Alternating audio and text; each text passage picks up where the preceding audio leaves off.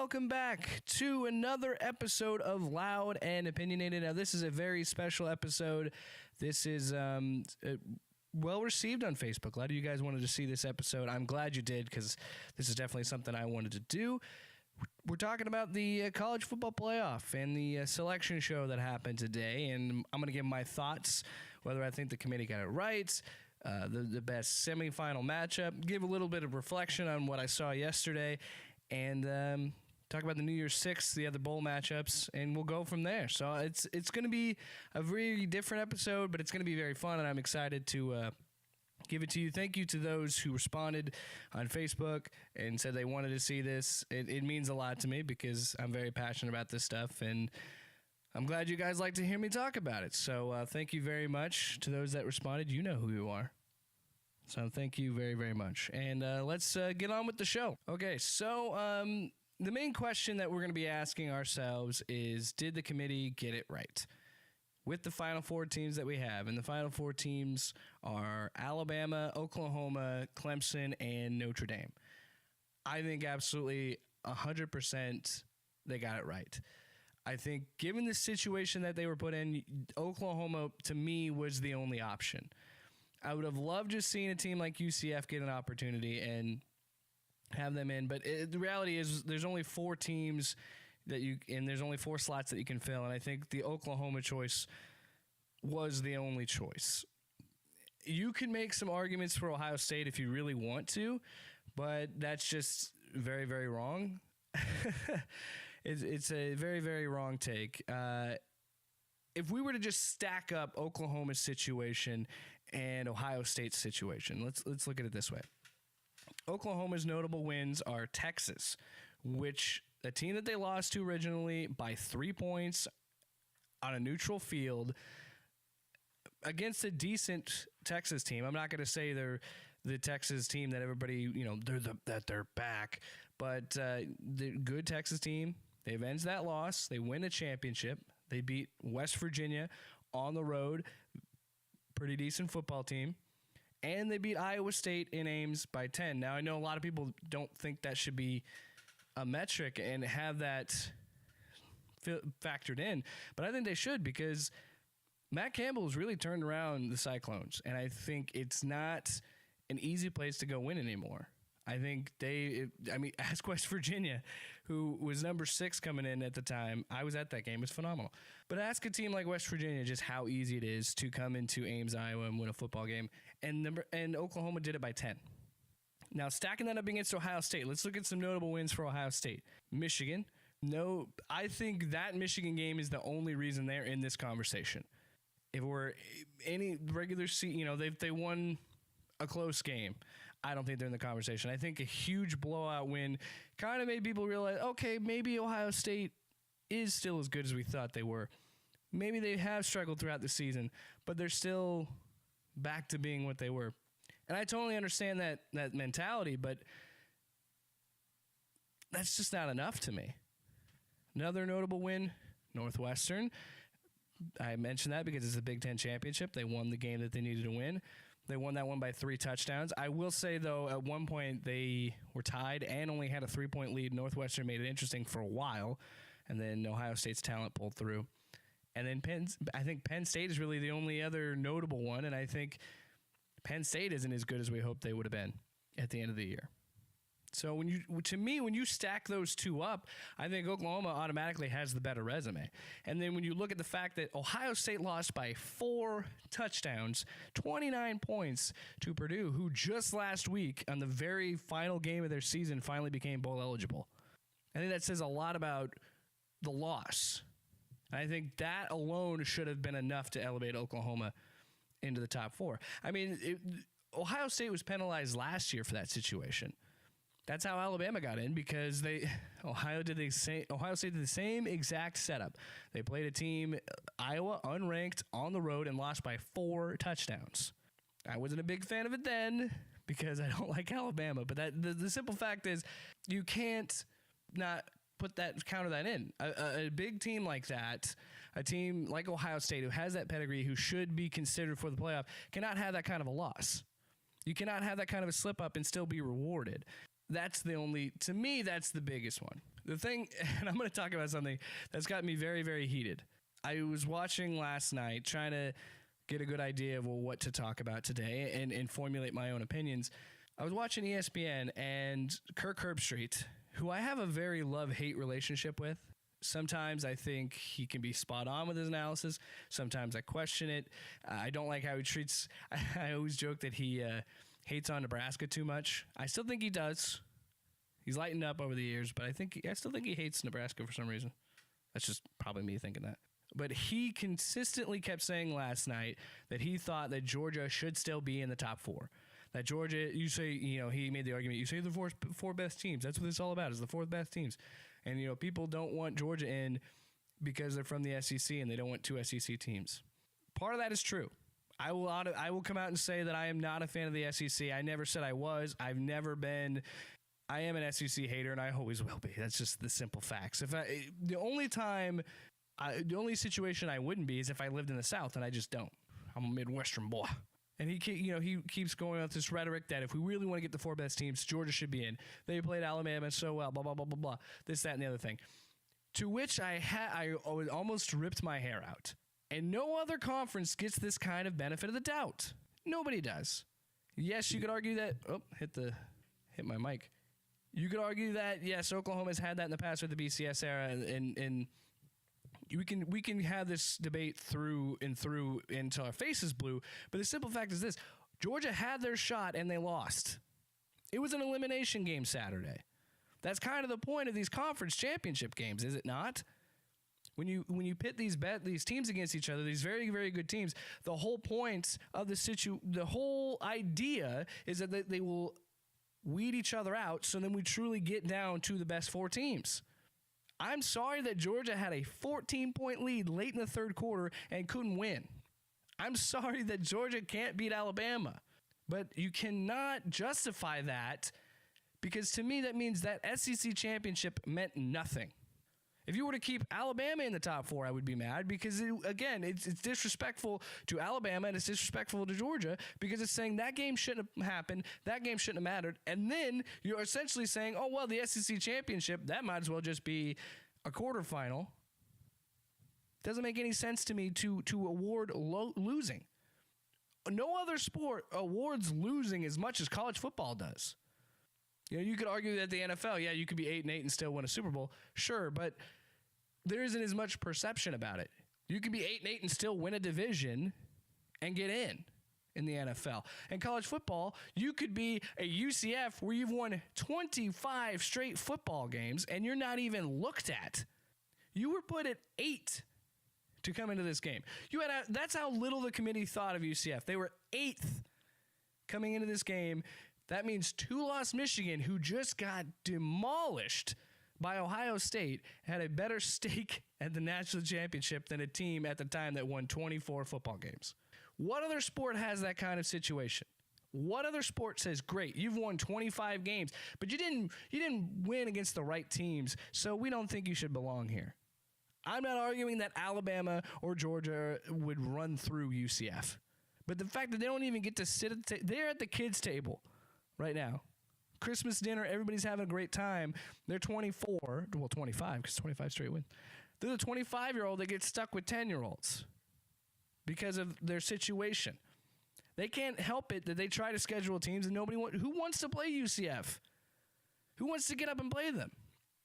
So on that hand, you have a team that wins 25 games and you won't award them, but you want to turn around and hand it out to a team that lost in Georgia. You cannot tell me that there is not an SEC bias. This team, everybody talks about how strong this team is top to bottom and how great this team is top to bottom. Florida had a good year. Kentucky had a surprisingly good year with 9 wins. But there's only 2 teams that matter in that conference. They played each other, and it's done. It's over. When you keep giving this idea that, but they looked real good in that one. They looked real good in that loss. It's idiotic. I mean, just a minute ago, I had to justify Oklahoma being in over Ohio State because they only lost by 3 points. I don't understand what is the line of thinking. for that? What is the line of thinking that Georgia should still be in? They lost. So you want to see a rematch of that? Look, they've done it twice now. They did it in January. They did it yesterday. I've seen it twice. Guess what? Georgia's going to build a lead by double digits and blow it. I've seen that movie. I know what happens. And then how do you explain that? How do you justify that to Alabama fans? Oh, great. You beat them twice. You beat them in the national championship. You beat them in the SEC championship. Guess what? You play again. What if Georgia wins in the semifinal and Georgia gets to the national championship? How do you explain that to Tide fans and be like, well, they were the fourth best team. That's just how it was, you beat them twice. You beat them, blah, blah, blah. I don't know. Throwing up your hands in the air. It's pathetic. And I'm so sick of that argument. Oklahoma got in because Georgia lost. Losses need to start mattering in a way that teams should be left out. Georgia, if you think you should be in the playoff, then beat Alabama. If you think you're the best team, prove it. Don't go up by 14 and then blow it. I'm sorry. There's no protecting them. There's no justifying this. It's over. It's done. So that being said, now that we have the four best teams, who do we think has the best? Who do I think? Not we. Who do I think has the best matchup? I would like to think I have a good idea.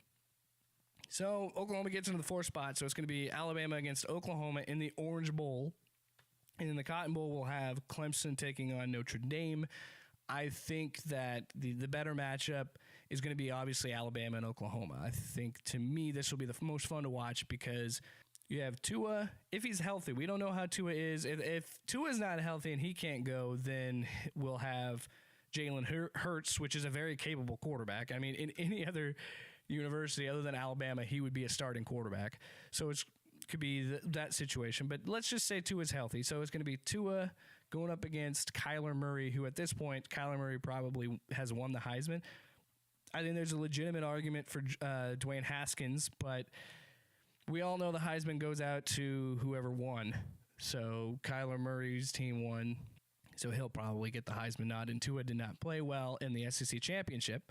So we're looking at either a Heisman winner or two Heisman candidates going head-to-head.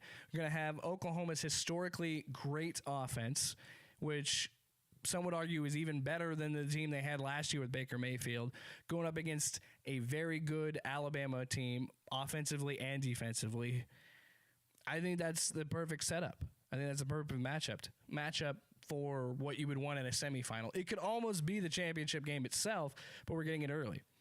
I think that is going to be a big deal because now, Oklahoma's going to be coming in too with a chip on their shoulder because they're the team from the Big 12 that a lot of people were trying to justify Georgia being in over them, even though they did what they had to do and they won their conference and played well enough. But people are going to try to justify Georgia, and so they're going to be coming in with a chip on their shoulder, and they're going to be looking to knock around Alabama. And if last year's any indication, Oklahoma can compete with an SEC school. They should have beat Georgia last year. The only reason they didn't beat Georgia is because of questionable, very, very questionable play calling in overtime. So that is, to me, the best matchup. And I think, now I'm not, and it's also the flip side of this. The Notre Dame and Clemson matchup is interesting, but I think Clemson is the very, very much the better football team. No disrespect to what Notre Dame did. They're one of the three undefeated teams at the end of the year in the top four. But I think for me, there's no competition. I'm sorry. Clemson is just a much, much better football team. And I got to say that in Notre Dame's situation, I think the playoff committee has to look at this. I think Notre Dame has to play a 13th game. If they're not going to be in a conference, which they should be, but if they're still going to stay independent, fine. But then they have to play a game in December. They have to play a 13th game because I don't think it's fair enough to all these other teams that Clemson or Notre Dame can be 12-0 and sit back with their feet up, eat some popcorn, and watch these teams try to justify why they should be in. Granted, Clemson, they could have taken the week off too because it was Pitt. They no question, they ran over Pitt.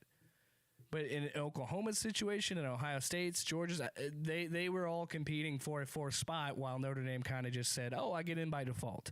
I think Notre Dame should play a 13th game. If they've proven enough for 12, why not play an extra game? Just my thoughts. Now, this is the big topic that I kind of want to talk about. What are we going to have to do to get an expansion? Now that an SEC team is screwed by this, do you think finally the committee makes a change? Because to me, it seems like there's never a change in this, in any sort of, there's never many waves in college football until someone from the SEC gets screwed over. And you cannot tell me that's not true. I don't care what you say. This is loud and opinionated, and that's my opinion. So if we do expand 8, when is it going to happen? Because to me, the system is not working. UCF is, like I said, 25 straight games, and they're not even looked at. They're pushed aside. That's not a good system to me. Anybody that argues for 4 teams, you're getting the 4 best teams. Just because we have more doesn't mean it's better. You can have Georgia. That team that you so desperately wanted to be in there, you could have in there as a wild card slot. You could have UCF as a wild card. You could have Georgia. Hell, you could even put Michigan. If you really, really want the Wolverines as bad as a lot of people do, you could have Michigan in there. That's the best setup. You have the Power 5, so even Washington, who's super irrelevant, nobody cares about anymore, even Washington gets a seat at the table. You have your 4 Power 5 and then 3 non-conference. I don't see any issues with that. That's where we got to get to. Yeah, and don't give me the argument they need to study. Nobody, most of those guys are not there for school, and they're going to leave, so don't start with that. So I'm looking at the New Year's 6, and I'm excited. I got to tell you, despite all the criticisms I have for the college football playoff, I love the New Year's 6. I think it's I fell in love with it because I think for a period that college football, they didn't have as much fun and good games on New Year's. And I think since instituted in 2014 when we got the playoff, when they brought this idea of all these games happening on New Year's Day, New Year's Eve and New Year's Day, I got to say, I like it. I love every bit of it. I love how it's awesome when you actually have New Year's means something in college football and you actually have something to watch, right? All right, so let's look at some of the matchups. We know the playoff matchups, but let's look at the other 2 games. The Peach Bowl has Florida. Sorry if my camera is wobbly. There's Florida and Michigan in the Peach Bowl. This is an interesting matchup. I think that it's...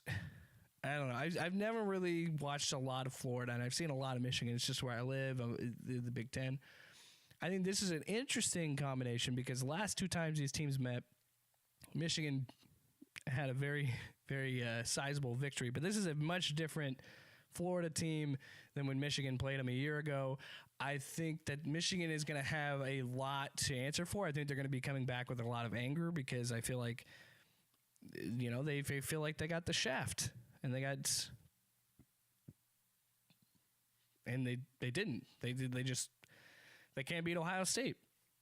And I think Florida is in a hot streak, and I feel like they're on a big high after they ended Florida State's bowl streak. And I think that'll be a fun game to watch. The Fiesta Bowl, PlayStation Fiesta Bowl, which, by the way, how did Tostitos lose that sponsorship? Tostitos, that's your bowl game. When I think of the Fiesta Bowl, all I think of is chips.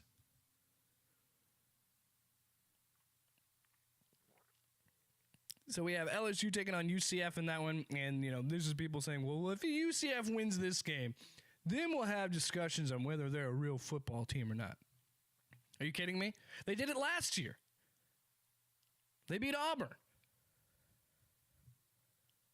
What more do you need? Oh, well, Auburn felt like it was a consolation game.